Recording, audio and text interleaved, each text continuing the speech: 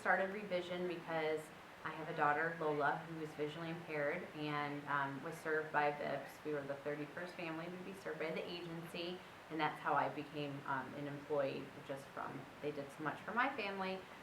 But our office is here in the Indiana Interchurch Center, and the gallery was always full of beautiful pieces of art, but none of it was anything that you could touch. It was always behind a piece of glass, or it was on, just paint on canvas. And I just thought, what would someone like my daughter get out of something that she couldn't touch, since she was visually impaired and that's the way she learns. And so I started doing research about, are people who are blind, do they feel like they're missing out in the art world?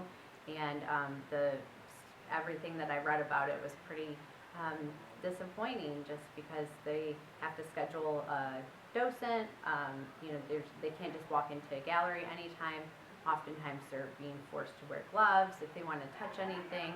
And like for my daughter, her greatest sense comes from touching everything. And so to cover up her hands would be like covering up her eyes. And so that's kind of how I came up with the idea, just to have a tactile art exhibition where everyone can touch everything.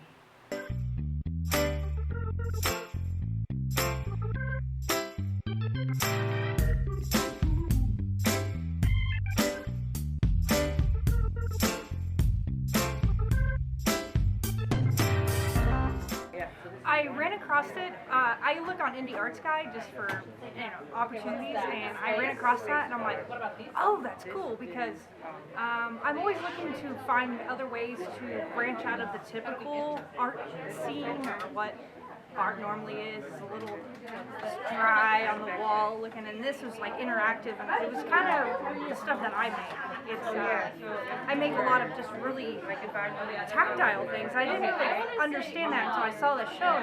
Oh, okay, I want to do this. This would be really cool. They're doing what I do when I make it. I touch it, I feel it, and I put it together, and so it's kind of like giving your art a hug, and everybody's like, oh, it's a big group hug. I like that.